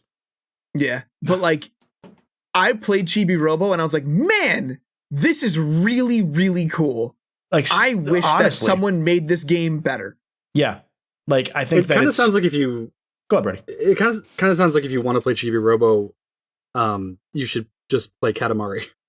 No, because Katamari is not No. necessarily the same thing. Yeah, This no, they're is very this different. is very much doing chores, almost in the vein of like what Animal Crossing is now, where you have to go every day and you have to go get your wood, you have to go chop the trees down, you got to go dig the stumps out, you got to go find some rocks, and then you can play the game. So along the way, as you're doing Chibi Robo things, you're earning happiness points by cleaning the spots on the floor or whatever it might be. Throwing away trash. Yeah. And then that helps you unlock more things to better progress through the story. I can see why it's a cult classic for a reason. Like, it's a really cool, Yeah. really cool If game. I were a kid over the course of a summer and I didn't like fun, I would really enjoy this game. Jeez. Like, the because first Death it's not very Stranding. fun. Wow. It's cool. It's not very fun. Yeah, no, genuinely, I was like, I'm enjoying this, like, because this is a really cool concept that Yeah. I've never seen like another game do. And like all the like inanimate objects talk to you at night, and like there's interconnecting storylines between the toys that are around the house, and like it's really cool. It's cool to play Toy Story. And in the vein of the Natsuman game I mentioned a moment ago, that game is a similar you do nothing game. But in that one, you are at least doing things from the lens of a child. Like, you get into the mindset of a kid playing that game, so you can kind of turn your brain off and be a kid and explore and, you know, do these random side quests. But the dialogue tells you like, oh, these adults are doing adult things and you don't understand it. And so it helps like ground you in that reality. In Chibi Robo, you understand what's going on because you're just a robot. Like, they're not grounding it in you don't understand what's going on because you're a kid. They're not dumbing down the dialogue for the perspective of the protagonist. So you're just doing the boring chores things, and it's satisfying. It's cool to explore these areas in like the same way that every video game that has a level where you're in like someone's house and it's like you're small, you know, the Honey I Shrunk the Kids level design, that's cool. Yeah. That's always going to be cool. But it's not fun in a traditional sense. And that's not a bad thing. It's not an insult. But anyway, we're not going to talk about Chibi Robo anymore. So that's why like we had to say that, because it's not getting past. It's not getting past 1,000 Year Door in Mario Kart. Who wants to take the first shot? I will, because I'm just gonna say Mario Kart. I'll take the second one. God bless. No, I love Mario Kart, especially Double Dash. I really love Double Dash, and Double Dash holds a really special place in my heart. So I'm gonna throw my vote to that. What? Mhm. I will go against you on this one and vote 1,000 Year Door. Yeah, I also got to say 1,000 Year Door. yeah, which is completely Like, fair. I For the record, I for love completely Double fair. Dash because it's endlessly fun with friends. But you know, this is a desert island scenario. You know, I don't want to be Is with it? friends. I don't think we've ever No, I posited the I- desert We've never island once scenario. done I was No. wondering how long I could get away with saying that. If you're on a Chris desert is island getting- with Chibi Robo and Custom Robo, which one do you get? No, I like the idea of it being a desert island scenario and picking 1,000 Year Door, because like that's a game that ends, whereas Mario Kart is you can keep playing. True. But maybe you want a In story to that distract regard- you from life. Yeah, you know, when I'm on a desert island, I really want to be playing 1,000 Year Door and get to chapter 5 where I'm on a desert island. If I'm on a desert island, I want to do chores and feel like I'm home. So I would pick Chibi Robo. And if I'm on a There you go. desert island, all I'm thinking about is Rock Hawk. You thinking It about is pretty what? cool. Rock Hawk. Okay.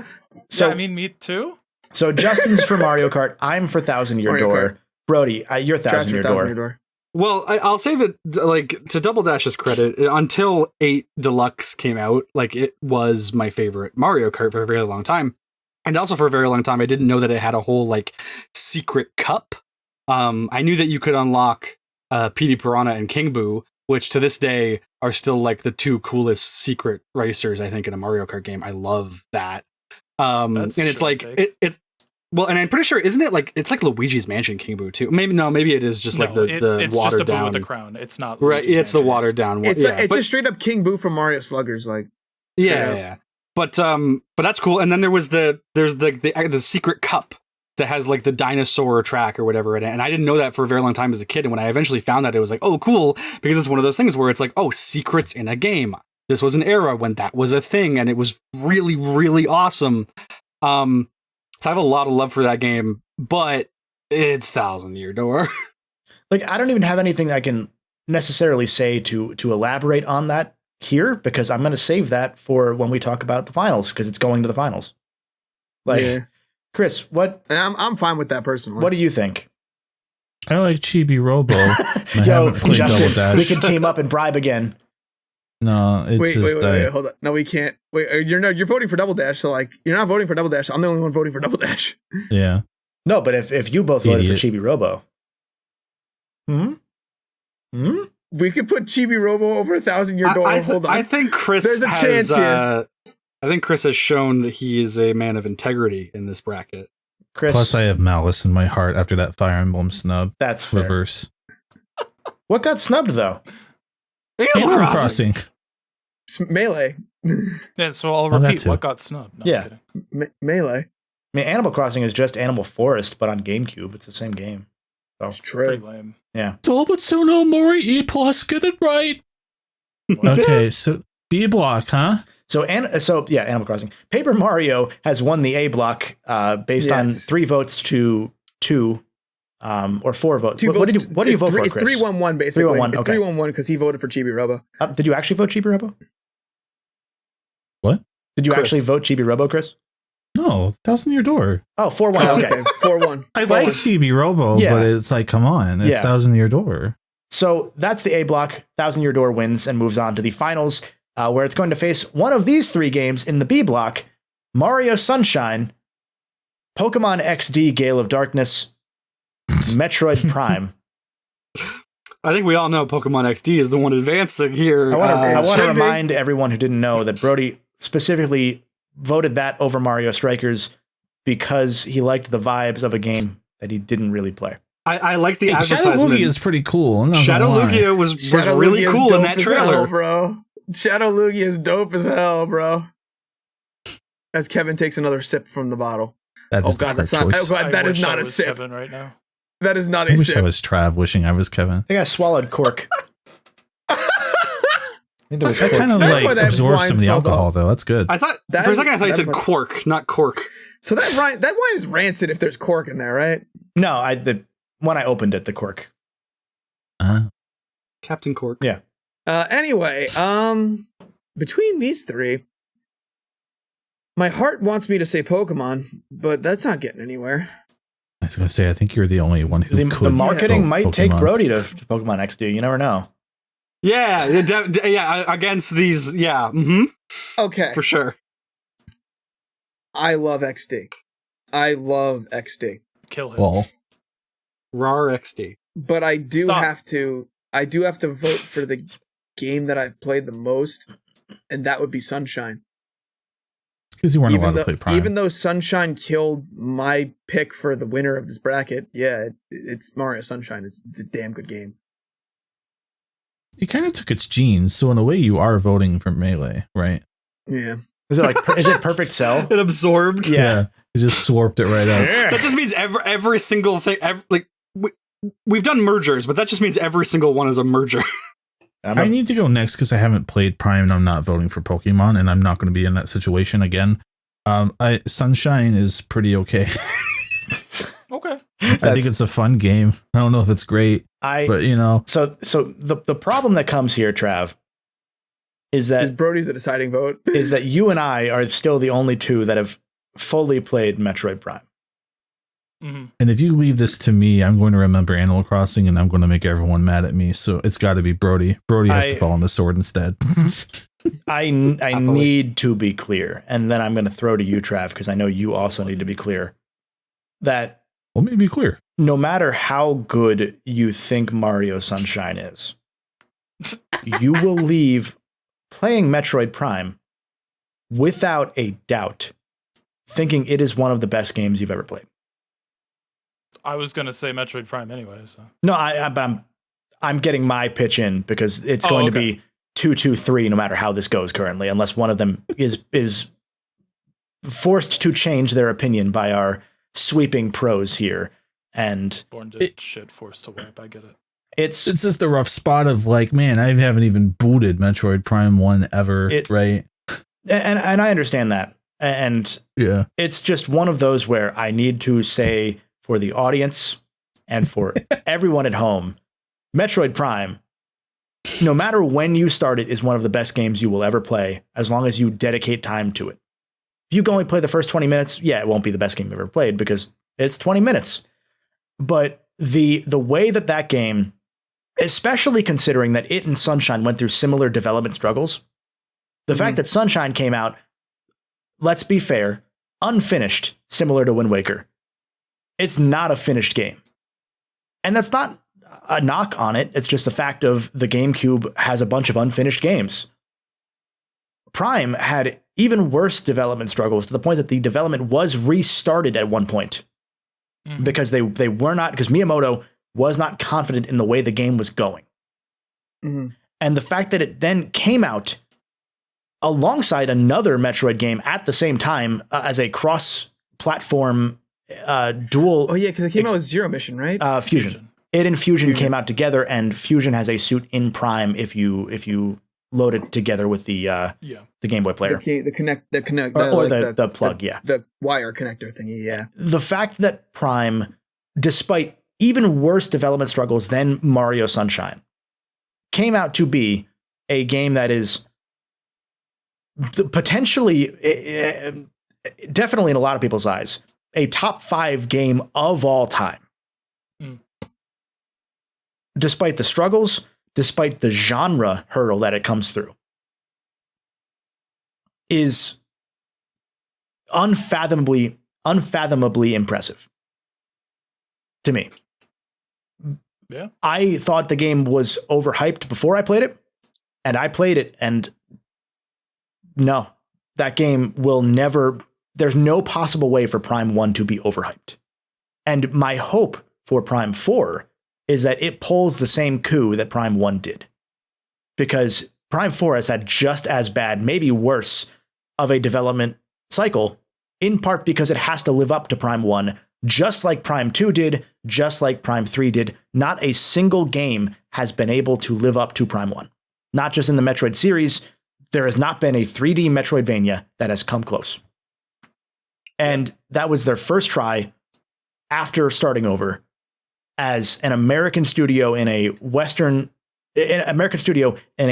Japan-dominated company, being forced by Japan to change its style, and it working for the best. It, given the circumstances, given the quality of its release, given that no game has come close. Like, there are still good 3D Marios that came after that are as close as Sunshine, even if you think Sunshine's the best one. And in that case, you're wrong. That's not. It's not. It can be your favorite. It's not the best. It can be your favorite. No, it's not. It's not the best. So even if you believe that no game could live up to Sunshine, there are some that are close. There is no game close to Metroid Prime at what it does. Full stop. But Kevin, I love that because I think at some points during that I could really hear your voice breaking for Metroid Prime, like almost like you were on the verge of tears. As you pick Mario Sunshine. So the thing is much like the dark boss in Luigi's Mansion 2, there were a lot of points in Mario Sunshine. What? Like the Sandbird.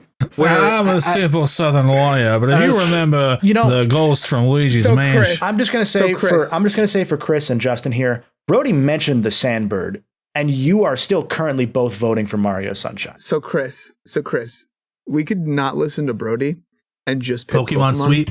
Yeah, and just Pokemon Sweep. Well, listen. I think Brody would be more swayed to come to us than to Metroid Prime. At that point, maybe. But so I just want to say, like, so the thing with the Sandbird, right, is like I met Il Pantissimo in Pianta Village. I met Il Pantissimo on a hot, sweaty summer night at the beach. I met Il Pantissimo in Pianta Village episode 2 because I never made it past Sandbird as a kid, right? Like, and that's when you're supposed to meet him last.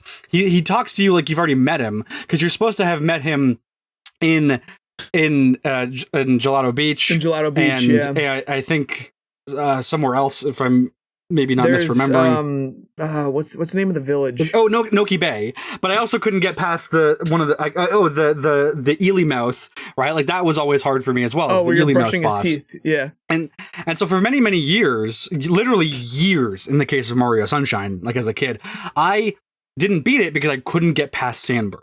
Eventually when I did, it was like this elation of, oh my God, and I got to see the rest of Gelato Beach. You know, and it was like, oh my God, this, like, I'm getting to see more of this world finally after years and years of struggle. Which was in looking back on it, like that's an iconic moment for me. There's also the Phantom Manta, the Manta boss in episode 1 of Serena Beach. I had my dad beat that for me because I, like, as a kid, you can't I couldn't vote for a game your dad beat. Well, I've since gone and my dad also beat the first boss of the Dark Story of Sonic Adventure 2, and when he couldn't beat the first boss of the Hero Story though, even though they're the exact same boss. And when I asked him, let's keep on topic a little here, all right? Brody, what are you talking about? Listen, the punchline is that he said he couldn't do it because for this game, even though it wasn't at this that point, you're great. like, And it I'm was kind so of shit impossible. at this game that my dad beat every single level for me. But the punchline is that he said that because Sonic didn't have skates, he couldn't do it. I don't know why, but anyway. You only play a Shadow. He's a Shadow main. Trav, Yeah, talk about Metroid. Mario Sunshine Talk about Metroid Prime. is It's been a while amazing. since you talked. I think Brody's insane. So anyway, Who brought Brody? I genuinely don't know what to say that you haven't already said. Yeah, I kind of But I mean, soapboxed there. I That's okay, you haven't did eaten in great. 6 hours, and I'm most of the I'm way through a very bottle of wine. So Well, Kevin, could you tell us about how you couldn't beat the first Yeah, Metroid so Prime I boss? also But wanna- I could. I I couldn't didn't need help beat with the it. first And level I didn't of- need help to beat Mario Sunshine as an 8-year-old. I couldn't beat the first level of Animal Crossing, which I didn't mention was the 49th best rated fair, GameCube actually. game, and I couldn't. Oh, right. And I couldn't beat the first level of Path of Wind Radiance Waker. without my dad. That was the 60th Shout out best to my GameCube game. Shout out to Wow, my it's actually dad. 60? That's not bad. Shout out Good to job, Pyro. shout out to my dad, who was the 4th best GameCube game of all time, Wind Waker, in that he wasn't finished and he wasn't there for me. Anyway, back to why Metroid Prime should win this. It won't. Mario Sunshine, baby. The only reason why I know it won't is because Super Monkey Ball is in the bracket still. I Well, yeah, will I mean- I Oh, will true. vote for Monkey Ball as a protest vote. I'm voting for Monkey Ball. We're already colluding on the next round. I think Monkey Ball wins this bracket. I'm not can't- even gonna front with you. Like, at least if it was like Prime versus Mario versus Monkey Ball, there's a debate there. If it's Monkey Ball versus Sunshine versus Thousand Year Door, Brody's gonna frickin' split in half. I saved the swear jar there. He's gonna split in half I heard the restraint. because he's like, oh my God, I can't. I'm gonna nut Well, there's at the both Scooby-Doo games that my room, dad but then beat there's for also me. the sand My pit. dad beat both these games for me. I didn't beat Sunshine myself, and I didn't finish Thousand Year Door. My dad beat Hollow Knight for me. I've gone back. I've done the 119 stars at this point. My dad This beat is Hollow sprites. Knight for me. Not 120 because I'm not getting that first Bianco Hills My star. I'm never dad getting beat it. Shadow of the Erd Tree for me. I would vote for Erd Tree at this point. If Prime can't make it to the finals at the very least, I would vote for Shadow of the Erd Tree as the best Listen, GameCube game. Animal Crossing didn't Shadow get of the through. Hedgehog Prime's came not out getting on through. GameCube, so and there was a Dragon Quest on GameCube and Erdrick's in Dragon Quest, so Shadow of the Erd Tree would exist. Animal Crossing was Animal Forest. There are trees in the forest. And all Forest. I'm saying is that, listen, You guys have a chance this here. is You how- have a this is chance how- to do this the is- right thing. No, for this is how everyone's it's sake. going. Hold I'm on. telling you let's- this right now. This is how Kevin, it's this going. is how the election felt. I was This going is to how say, it's for going. everyone's sake, let's see what votes do we have? Where are we currently? We're Kevin 3 and Trav, Mario it's Sunshine and 3 for 2. Sunshine. I'm giving you for Prime. I'm giving you guys a chance to think about your consciences. Our reputations. Listen, You you just got to flip you one have vote.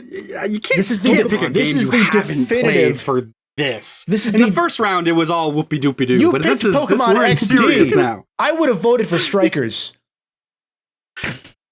I wouldn't have, but I can say it now.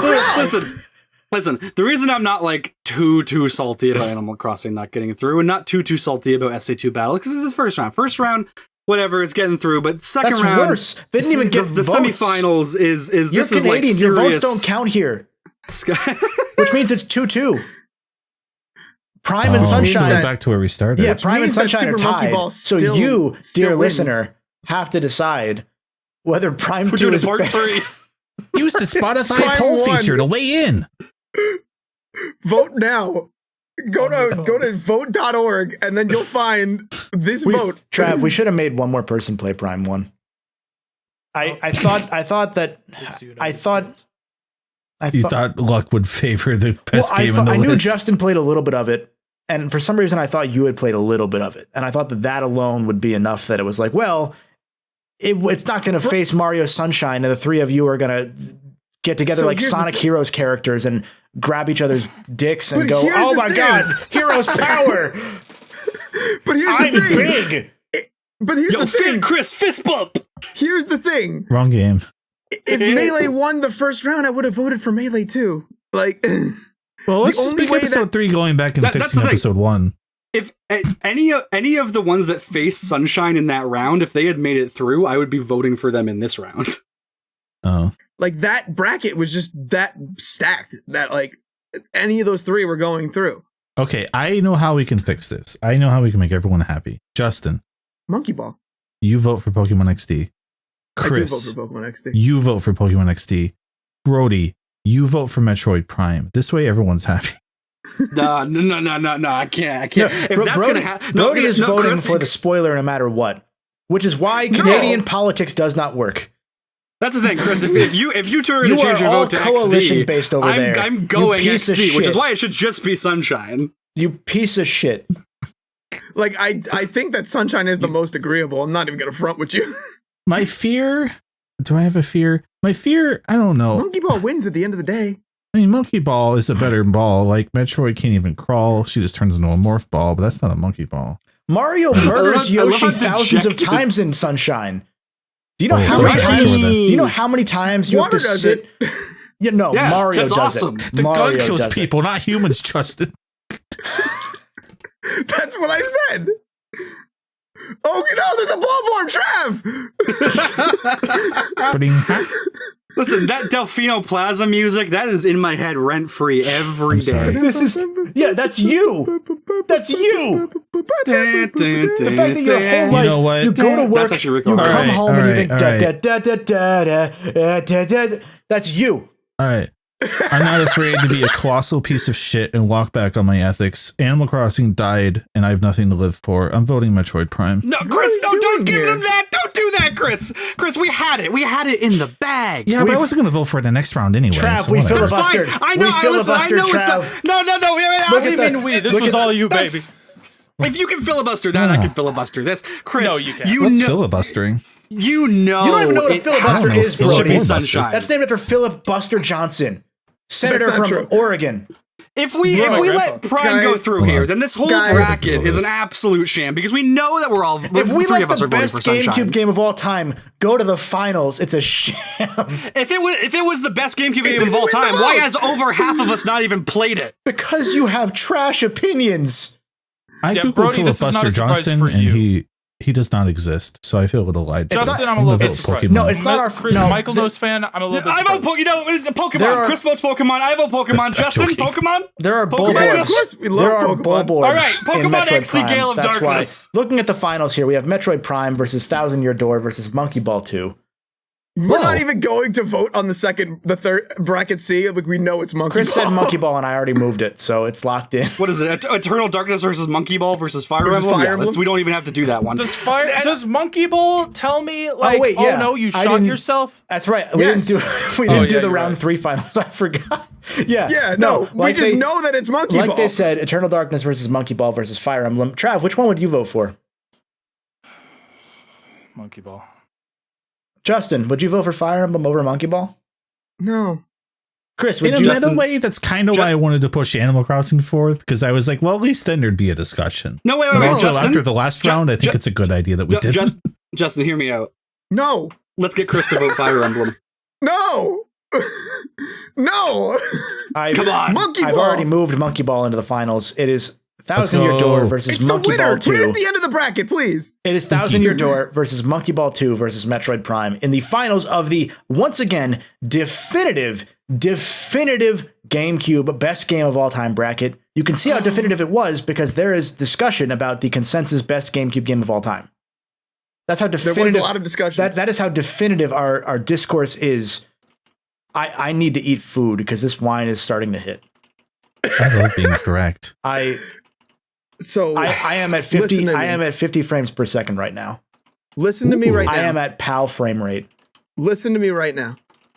Trav What is is the typing one game that- furiously. All 5 of us have bonded over. Sorry, I'll time code that. All 5 all 5 of us. All 5 people in this call have all bonded over one game. And what game is Mario that? Sunshine. Sonic Adventure 2 Battle? Super Yeah. Monkey Ball 2. All right, so Although, Thousand Year Door is the only game to sweep so far. Every year, don't talk at all, Brody. So every year that we have hung out since I met these guys and they have assimilated me into their friend group, it was against my will. Every time we've hung out in person and there's some kind of like overnight, like we're just hanging out because I have to drive up from California and it's a really long drive. And so like, if I'm going to come hang out, I'm not just going to hang out for a few hours. We're going to hang out for a week straight. Every time it has ended with Kevin drinking an entire bottle of wine. I have never drank an entire bottle of wine And before Justin this, and Kevin and I never telling will us again. we need to play Super Drunkey Ball. And we spend hours. I will play Drunkey Ball right now. I have made people vomit from Drunkey Ball. That's true. I'll be That's there true. soon. That's a true That is story. actually very Harry's true. Screwed up right now. I have made a lot of people, by a lot I mean at least one, vomit from playing Super Drunkey Ball. I'm going to explain the rules to Drunkey Ball real quick. So Super Drunkey Ball, you get a group of people of at least 2. It is for 2 to infinity players.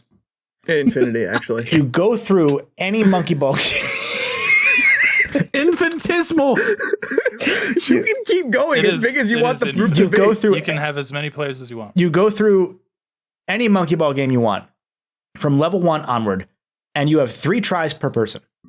For every try that you fail, you take a drink at finishing whatever level you're on. So you fail, you take a drink. This is advice. Chris, clip this. This is advice. Legal advice. This is bad. I have never been this affected by alcohol this quickly before. This is not good. So anyway, don't intermittent fast and then drink alcohol for a bit. Moral of the story. You play 3 rounds of each stage of Monkey Ball per person. So let's say it's me and then Justin, because Justin, you're a known alcoholic. You drink a lot. You drink a lot. So I would go first, and if I finish after failing one stage or failing one time on the stage, I would drink once. Justin would take the following 2 drinks for each try. So, every time you try is a drink, no matter what. You have 3 tries before you pass the controller to the next person in the 2 to infinity group of people. You then continue passing along. If you finish a stage, the person drinks the amount of stages that you haven't succeeded on, the amount of times you haven't tried. There's bonus points for if you finish on the first try, you get to hand out a separate drink to somebody. And there's bonus points if you get all of the bananas on a stage. I can't even remember the name bananas at this point. Yeah, so straight up, like, it basically 3 tries. If I succeed on my first try, Kevin has to drink 3 times. 4, because you'd hand one 4 more times. out. I would hand one more out. If I chose Kevin would have to drink 4 times. Do it real time. Role play. All right. I won. Kevin, you got a drink. 1. That was really quick stage play, Justin. I'm 2. really good at Monkey Ball because it's the best game. 3. Kevin is not looking happy with this. I don't like this. you may as well finish it at this point. I don't know why you made him do this, Justin. Brody, this is your It's fault. kind of screwed up. Drunkey Ball is consensual. So anyway, Drunkey Ball is a lot of fun because when you're playing in groups of more than 2 people, from 3 to infinity onward, you hand out drinks to everybody who hasn't or for however many times you have not failed. So if you get it first try, everyone takes 3 drinks besides you. If you fail once, you drink once, You take one. everyone else drinks they take 2. And So on and so forth. yeah, so on and so forth. And then you pass the controller when you win. And by the time you get halfway through the game, you are all absolutely plastered. It's a lot of fun. And there's a lot of time in between drinks because there's a lot of failing in between. And it's a good time. And Monkey Ball 2 is the best GameCube game ever made. Straight Whoa. I don't mean that. Agree. I can't currently consent to saying that. I can for you. Trav, come back. Oh God, The Bulborb has human lips. Bulborb. Why is that such a realistically Why rendered does he have Bulborb? Crocs? Why does he have lightning McQueen Crocs? Trav, hide that. Why So is for our the audio Bulborb listeners like at this? home, love you to death. Trav, that Bulborb's There's a got dick Bulborb. sucking lips. After my own heart. Lightning McQueen Crocs. What's his number? So Chris, what are you I voting actually for? planted a prediction in my GameCube for who would win this bracket. The GameCube player? Oh, Yo! shit. Can I The change my Game Boy vote? We player? didn't put the GameCube player disc in. You're right. Game Boy Yeah, games are a that's lot true. better than GameCube games. That's also Kinda. true. There's not a Game Boy game that is worse than any GameCube game. Any. Yeah, I think the winner I'm should glad be you said Mario and that. Luigi Superstar Saga at this point. The winner's Super Monkey Ball. Can we stop So messing around? so and just pick Super let's Monkey Ball? yeah, let's get serious. Chris, what are your thoughts on Thousand Year Door versus Monkey Ball 2 versus Metroid Prime after that brief intermission of Explaining Drunkey Ball. I am now at 25 FPS?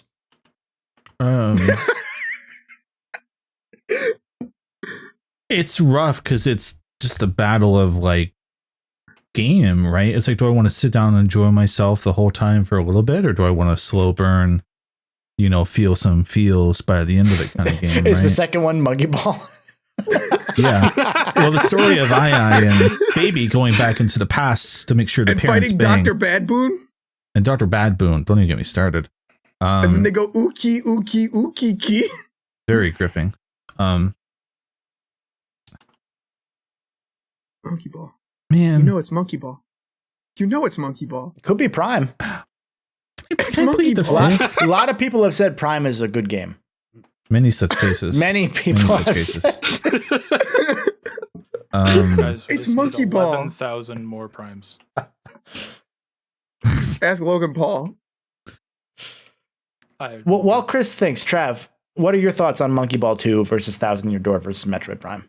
As I the haven't played it since definitive I was like 4 years old. Let's go. Thousand Year Door? Wait, Wait, Metroid Monkey Prime? Ball? Wait. You've No, Monkey Ball 2. I like the idea Oh. of having not played Prime when you just released a video at the time of recording of you having played It's a Prime 2-hour video. again to finish your video on Prime. Trav, do you know how much Monkey Ball you This could have is played instead of research, editing I have that video? heartburn. You deserve it. You brought this upon yourself. No, Justin caused this by lying. Actually, no, that's true. That's true. This is Brody's fault. Justin. This is Brody's fault. I'm finishing this wine. But no, I liked Monkey Ball 2 growing up. I liked the mini games. I liked all the story. I did it. Justin. But I didn't pay attention. Justin, tell him I did it. They get eaten by Kevin a whale drank in the that bottle. game. Kevin did They drink the get bottle. eaten Audio by a listeners. whale, and they play Monkey Ball in an entire city In the inside the whale. I don't whale. like grapes. Mhm. It's pretty crazy. But I did end up playing it through the collection remake. And the thing. the remake. You played as Suezo from Monkey Ball? Mm-hmm. Suezo. What? Curies Yeah, in from that Monster game. Rancher. No, Yeah. honestly though, you have a point, Oh, Chris. that's I right. haven't played Monkey Ball 2 on GameCube. I would not play it on GameCube at this point. No, I would. Like genuinely, therefore, I would. it it's a has- bad I would play the Metroid- or remake sorry, it's a bad because if I'm GameCube. playing Drunkey Ball, I can get it's through not. 2 Monkey Ball games in one via Banana Rumble. Banana Mania, thank you. Mhm. The the GameCube version of Monkey Ball 2 has the best. This is the weirdest thing to say. It has all the cutscenes for the story, and they're fantastic. That's true. The story is incredible in Monkey Ball 2. I would That's the mod thing, 'cause, Banana like, Rumble to in- Banana Mania to have all of that. On every I would- other level, like, it's like, I didn't even grow up with Monkey Ball 2. I just like the way the GameCube version looks as well, right? But I could look past that because, like, Banana Mania has Kiryu and stuff. But man, those story cutscenes are so stupid in the best way. Oh, they're Yeah. the best. They're the so Like in good. Banana Mania, they're just in front of a TV watching the story happening, and you're like, that doesn't even make sense. Like genuinely, for those that haven't seen the story of Monkey Ball 2, it is the most batshit thing that RGG Studio has ever made. Right. And I'm saying they that made as someone who Yakuza. has played every Yakuza besides 0 and Dead Souls, and I've played most of 0. It's like the one objective fault of the remake, right? Like hardcore fans can talk about the Dead Zone analog stick stuff, which is fair, but like objectively, the story is a downgrade, fortunately. Which means there's a reason to go back to the GameCube version. Yeah. Man, I wanted an out with Banana Mania, but that story. I don't know. It's Monkey Ball. If I was going to play Monkey Ball 2. I like the idea. You go ahead, Brady. Go ahead. I like the idea of picking Monkey Ball 2 for its story and then not picking 1,000 Year Door. Did they talk in that game? I thought they just went Wahoo. They don't go uki uki uki ki. Does Samus talk? Silence sounds good right now, actually. Hold on. Samus doesn't. I like scanning Monkey Ball's surroundings for environmental storytelling. Ooh. I do too. Like you scan Dr. Bad Boon's droppings and you can see that he drank a bunch of wine. Concord grapes, huh? Now that's funny. I'd like to formally announce my Retirement from Crub. my 2 weeks notice from. You give me 2 weeks. That's very so generous Brody, of you. Genuinely, of Let's do these, which one podcast. would you vote, Brody? Because I know what it would be, but I want to hear your perspective on it. So I like Monkey Ball, right? Like it's really fun. But again, Enough said. Monkey Ball. Well, Monkey Ball was one of it was a play it at McDonald's game, much like Pikmin for me. That's a much whereas better. I would- That's a Did you much, live at this McDonald's? that's a much Kinda. better play at a McDonald's game than Pikmin is, because Monkey Ball you can just play Yes. stages and move on. Pikmin, Exactly. Yeah. Pikmin Absolutely. is Bro, that's why Monkey Ball is so peak. It's so But good. The thing is like it's it's fun. I had a lot of fun playing it when I came to Kevin TMG with you. going to throw up. Like Justin and I basically bonded over Monkey Ball. That's what I'm saying. Like that's absolutely true. But I would not be the person that I am without 1,000 Year Door. Let's a vote against it then. Yeah. So I So you're think, definitely voting for Monkey Ball. Well, I think that means that actually my vote goes to Mario Sunshine. That's very fair, considering it did win that part of the bracket. So those are we my have thoughts. we have 1 vote for Monkey Ball. We have 2 votes for Metroid Prime. I got pizza. We have a vote Yo. for Super Mario Sunshine, which is still not in the bracket. So I is think it- it's comfortable to say that Super Monkey Ball 2 is the winner here, right? Well, hold on, wait. So that's Kevin for Prime. Kevin's Or for is he Monkey Prime. Ball? I haven't voted yet. Kevin's. What are the votes? I'm Yeah. thinking. So Trav is definitely for Prime. Trav, are you for Prime? Trav, you can confirm or deny this, but I'm pretty sure you're with Prime. He's giving me a Yes, thumbs up. okay. He's going for Prime. I think Travis for Trav Prime. is pissed. Kevin is for ? We don't know yet. Chris is also undecided. I'm voting for Monkey Ball every day of the week. It's like on the needle, right? Like flip a coin, the wind could blow me one way or the other Listen. on Monkey Ball and 1,000 Year Door. Like Monkey Ball. If I'm playing Drunkey All Ball, which is 3 the of these only time games. I would play Monkey Ball, I would not play the GameCube version. I would get Would you play drunk. Metroid Prime during I would Drunkey get Ball? drunk and then watch the cutscenes. That sounds fun. That sounds like a good idea, though. Yeah. Whereas, Still part of that game, though. Prime, I would not watch the cutscenes of Prime drunk because I would rather consume the story organically. Trav is sitting there like he's hoping his internet goes out. Oh, zippers. All right.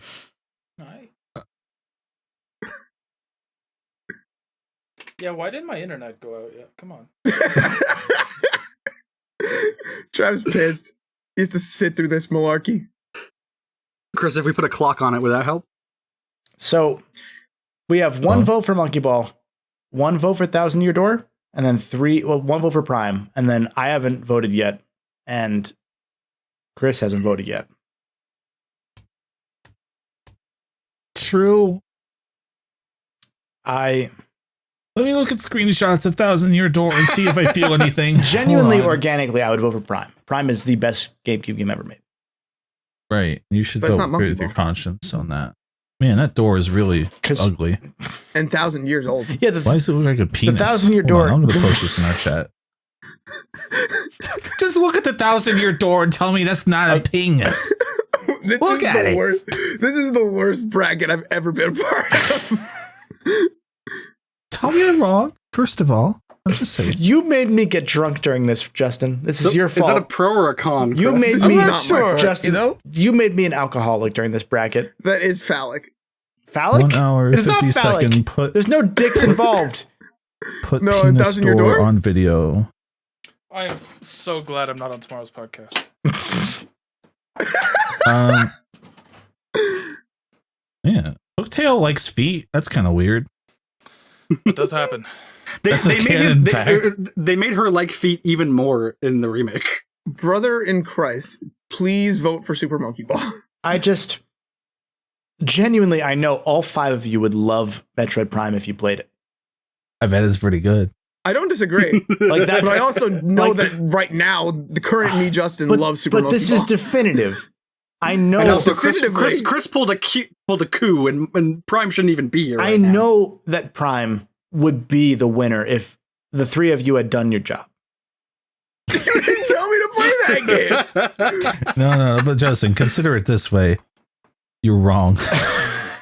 Monkey Ball. I think you've neglected that little tidbit. I am the one hosting this stream, and Justin made me an alcoholic, so the winner is Metroid Prime. No, it's not. Chris, what's your vote? Chris, what's your vote? Monkey Ball. The world I just want needs to say, know. Justin, it's frankly weird that you haven't voted for 1,000-Year Door because the character mentions Fire Emblem, which, if I remember correctly, was one of your picks that ruined one of my picks. So no, I'm not picking between these two. No, the winner is Monkey Ball. I'm not picking between these two. I refuse. I genuinely refuse. I started that to spite you. That I was like, wait, I'm going to vote for the one he voted for. That doesn't work. I got to backtrack here.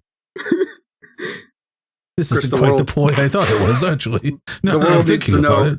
We need to hear you say it. Chris, you need to say, I vote for in a game. Say it. Super Monkey Ball. You can vote for Sunshine. I vote for in the game you vote for. What I learned at boating school is... Super Monkey Ball 2, Blankety! Okay, wait, hold on. Super Monkey Ball 2. Hold on now. The best GameCube game. That means, if I'm not mistaken... Brody, you're the deciding vote. I was going to say, that means it's 2 for Metroid Prime, 2 for Monkey Ball 2, and I didn't even vote for 1,000-Year Door. I voted for Sunshine. So the thing is, Metroid Prime shouldn't even be here. It's Monkey Ball 2. It's Monkey Ball 2. I've been saying this for the past 20 minutes. Okay, so the definitive winner, I'm going to show it on screen now, because I already showed Prime, and that is the correct answer for those that aren't familiar with anything else here. Prime is the best GameCube game of all time. Don't care. The definitive winner, as seen on screen, is Super Monkey Ball Prime. Nope. Ooh, wait a minute. Well, I mean, what if the ball was in Metroid Prime, right? The ball is just what happens the to morph ball. Baby. They're just inside the morph ball. And we've seen I don't have to there's a question what baby happened to monkey Baby. inside Monkey Ball's ball. It's safe. I was ready to be, I was actually ready to be disappointed when all 4 of you voted for Monkey Ball and I was the only one repping 1,000-Year Door. But Metroid Prime being here has made me, so vindictive that I'm happy that Monkey Ball won. This Metroid Prime game sounds good. I might pirate it right now. I actually kind of want to play Metroid Prime. Yeah, I might play it soon. But it's Monkey Ball 2. Kevin is going to kill us. I'm gonna go and show the screen one more time of the winner. Rogueport has a noose, Kevin.